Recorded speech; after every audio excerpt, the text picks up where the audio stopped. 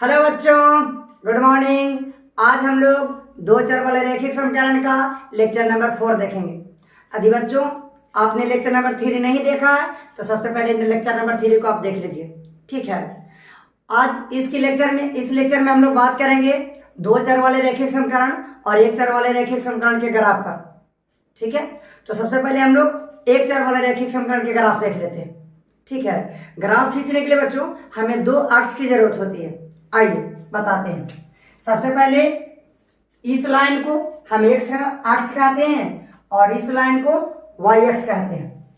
ये आपका हो गया एक्स अक्ष और ये हो गया आपको वाई अक्ष। बच्चों एक्स अक्ष और वाई अक्ष जिस बिंदु पर एक दूसरे को काटते हैं उसे हम मूल बिंदु कहते हैं। तो ये आपको यहाँ पर ये जो काट रहा है ना, ये हो गया मूल बिंदु।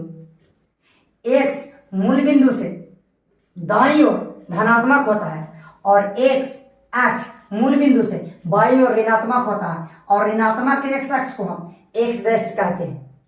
उसी तरह से मूल बिंदु के ऊपर जो होता है बाई धनात्मक होता है जिसे बाई कहते हैं और मूल बिंदु से नीचे जो होता है बाई ऋणात्मक होता है और इसे हम बाई डैश कहते हैं। मतलब डैश का मतलब ऋणात्मक, एक्स डैश मतलब एक्स अक्ष का ऋणात्मक भाग, बाई डैश मतलब बाई अक्ष का ऋणात्मक भाग, ठीक है। और बच्चों एक्स अक्ष और वाई अक्ष पर संख्याएं अंकित रहती है इस तरह से 1 2 3 4 5 6।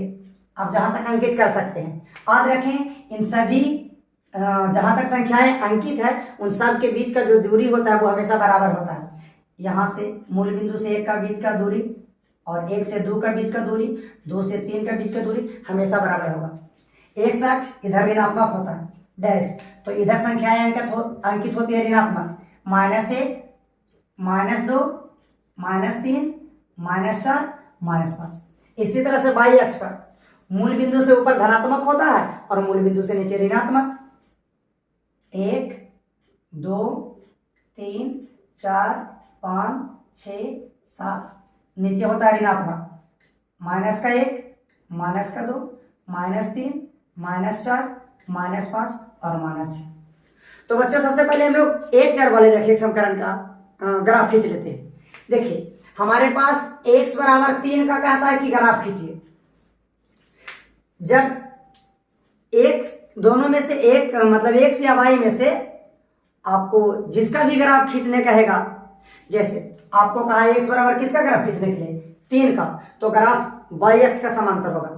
जब y का वैल्यू दे देगा तो ग्राफ x अक्ष का समांतर होगा, ठीक है। जैसे x बराबर 3 का कहता है ग्राफ खींचिए, तो x बराबर 3 पे चले जाइए। मूल बिंदु पहला 3 है तो पहला से हो गया 1 2 3। अब x बराबर 3 पर चले गए हैं तो ग्राफ जो होगा, चूंकि x का ग्राफ खींचने का रहा है तो y अक्ष का समांतर होगा, तो 3 पर ही y अक्ष का समांतर ग्राफ खींच दीजिए। ये जो ग्राफ है यही है x बराबर 3 का। सॉरी, यदि बच्चों का था कि आप y बराबर 5 का ग्राफ खींचिए, तो y का वैल्यू दिया हुआ है, तो y का वैल्यू दिया हुआ है तो जो ग्राफ हम खींचेंगे वो x अक्ष के समांतर होगा। साथ में y बराबर 5 से ग्राफ जाएगा। देख लीजिए, इसको मिटा देते हैं। y का वैल्यू कितना है +5, तो y ऊपर की तरफ +5। चलिए 1 2 3 4 5 यहाँ पे, तो x अक्ष के समांतर ग्राफ होना चाहिए, तो यहां से ग्राफ खींच दीजिए x अक्ष के समांतर। देखिए ये हमारा x अक्ष है और ये हमारा ग्राफ है, दोनों देखिए एक दूसरे के समांतर, ठीक है। अब बच्चों कहता है कि x बराबर -4 का ग्राफ खींचिए। इसको मिटा देते हैं पहले। देखिए कितना ग्राफ खींचना है, x बराबर 4 का। तो यहां पर ग्राफ किसका खींचना है, x बराबर 4 का, तो किसके समांतर होगा y अक्ष के। x अक्ष के वैल्यू दे देगा तो y अक्ष के समांतर होगा और y अक्ष का वैल्यू देगा तो x अक्ष के समांतर होगा।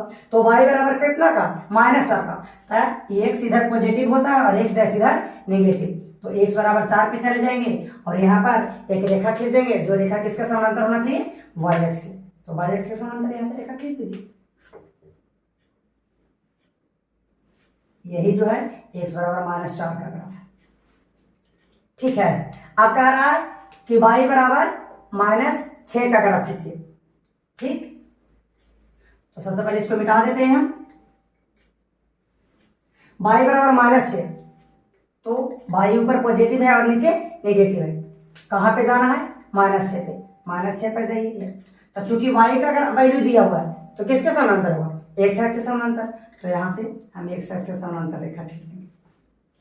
ठीक है, तो आइए हम कुछ दे देते हैं जिसका आप ग्राफ खींच के लाइएगा, कमेंट कीजिएगा, सॉरी कमेंट नहीं बना लीजिएगा। चलिए देखिए, कहता है निम्नलिखित समीकरण का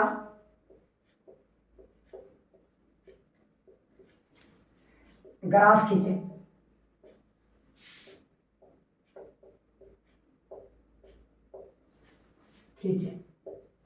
ठीक है, तो ए नंबर क्वेश्चन देते हैं, x बराबर -7। बी नंबर क्वेश्चन y बराबर -5। सी नंबर क्वेश्चन x बराबर 4। डी नंबर क्वेश्चन y बराबर 2। ठीक है, क्वेश्चन नोट कर लीजिए।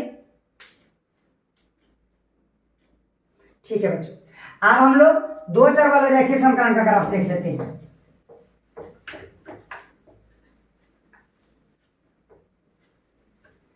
यदि बच्चों आप लोगों ने लेक्चर नंबर 3 नहीं देखा है तो उसे अवश्य देख लें।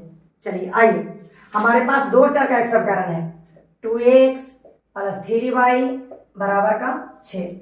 कहता है कि 2 चर वाले रैखिक समीकरण का ग्राफ खींचिए। तो बच्चों 2 चर वाले रैखिक समीकरण का ग्राफ खींचने के लिए हमें 2 हल की जरूरत होती है, और 2 चर वाले रैखिक समीकरण के हम जानते हैं कि अनेक हल होते हैं, और पिछला लेक्चर में हमने 4 हल 5 हल निकालने का तरीका बताया था। ठीक है, तो दिए गए समीकरण का आप एटलीस्ट 2 हल निकाल लीजिए। देखिए हम 2 हल निकाल लेते हैं। एक जगह x से लिख देंगे और दूसरा जगह y। हमें इस समीकरण का 2 हल चाहिए। ठीक है, समीकरण हमारे पास है 2x + 3y बराबर 0। बच्चों हम x बराबर 0 रख देते हैं। कहां से? अपने इच्छा अनुसार, इसीलिए कह रहे हैं कि लेक्चर नंबर 3 आप अवश्य देख लें। तो x बराबर हमने 0 रखा, तो जैसे ही 0 रखिएगा तो ये टर्म 0 हो जाएगा। 2 गुना x बराबर 0 प्लस 3y बराबर 6। 2 गुना 0 बराबर 0, तो बचा कितना? 3y बराबर 6। यहां से काट दीजिए, तो y बराबर कितना आ गया? 2। मतलब जब आप x का वैल्यू 0 रखे तो y का मान कितना आ गया? 2। इसी तरह से अब x का कोई और हल निकाल लीजिए, और y का कम से कम 2 बिंदु। एक हल हो गया 0, तो इस बार हम क्या कर देते हैं? y को 0 कर देते हैं। देखिए हमारे पास समीकरण है 2x + 3y बराबर 6। इस बार जब y की वैल्यू 0, हम y की वैल्यू 0 ले लिए, अर्थात तो y का मान कितना ले लिए? 0। अब इस समीकरण से x का मान निकालना है, तो 2x + y का वैल्यू 0 लिए तो y वाला टर्म 0 हो जाएगा। नहीं तो रख के भी आप निकाल सकते हैं कि 3 गुना y की वैल्यू 0 बराबर 6, अर्थात 2x बराबर 6। यहाँ से काट दीजिए, तो 2 तिया 6, यानी x का वैल्यू कितना आ गया? 6। तो हमारे पास 2 हल हो गए। पहला तो हो गया कि x बराबर 0 और y बराबर 2। दूसरा हो गया x बराबर 3, y बराबर 0। अब आइए सबसे पहले इसको हम ग्राफ पर प्लॉट कर लेते हैं। देखिए हमारे पास 2 हल हो गया। एक हल तो x बराबर 0 y बराबर 2, दूसरा हल हो गया x बराबर 3 और y बराबर 0। ठीक है, इसे थोड़ा सा मिटा देते हैं। आइए तो सबसे पहले इसे हम ग्राफ पर प्लॉट करते हैं। तो ग्राफ पर प्लॉट करने के लिए क्या करेंगे? x एक्सिस और y एक्सिस बनाएंगे।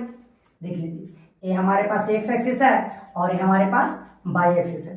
ठीक है, और ये x डैश नेगेटिव x, ये y और ये y डैश नेगेटिव का y, और ये आपको मूल बिंदु। इस पर आप बिंदु को अंकित कर दीजिए। चलिए संख्याएं अंकित कर रहे हैं, 1 2 3 4 5।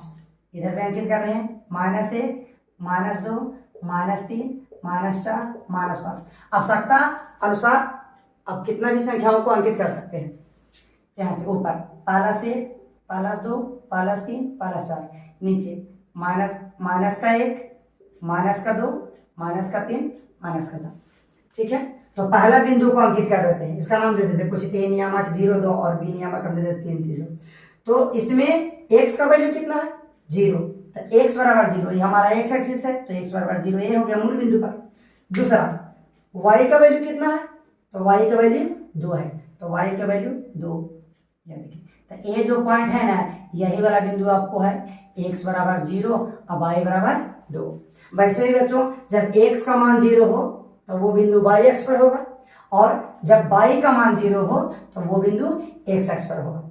जैसे इस बिंदु में देखिए x का मान कितना है 3, तो x अक्ष पर चलिए, यहाँ पे देखिए ये बिंदु x का मान 3 है, y का मान कितना है 0, तो y का मान 0, इन दोनों को मिलाइए यहाँ पर, अर्थात ये जो बिंदु है ना यही बिंदु है x बराबर 3, y बराबर 0। अब देख सकते हैं कि जब x का मान 0 है, जब x का मान 0 है तो y अक्ष पर है, और जब y का मान 0 है तो x अक्ष पर है। अब जो बिंदु जहां जहां आपको दोनों बिंदु मिला है इन दोनों बिंदुओं को मिला दीजिए।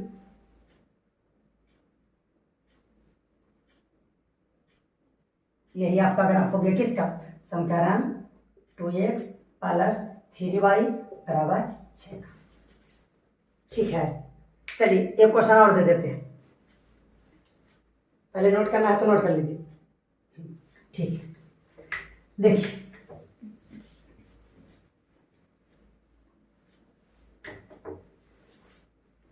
हमारे पास एक समीकरण है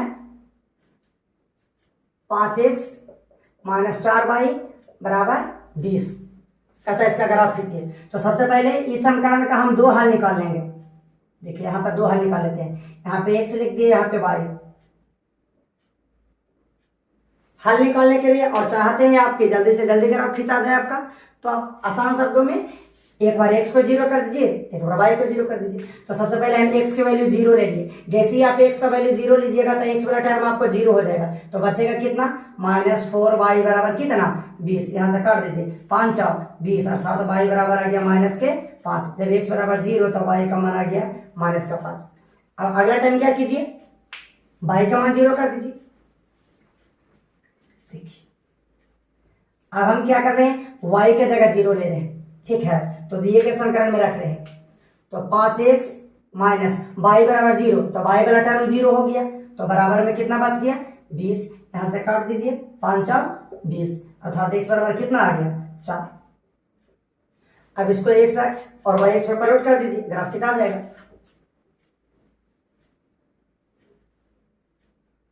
चलिए बच्चों, ये आपको x डैश y और y डैश ये आपको मूल बिंदु हो गया। चलिए अंकित कर दीजिए संख्याएं 1 2 3 4 5 6, -1 -2 -3 -4, और प्लस का 1 2 3 4 5, नीचे माइनस का 1 -2 -3 -4 -5 -6। देख लीजिए, इसको मिटा देते हैं। x बराबर 0 तो y बराबर -5, इसको बिंदु में भी आप पहले अंकित कर सकते हैं, x बराबर 0 y बराबर -5।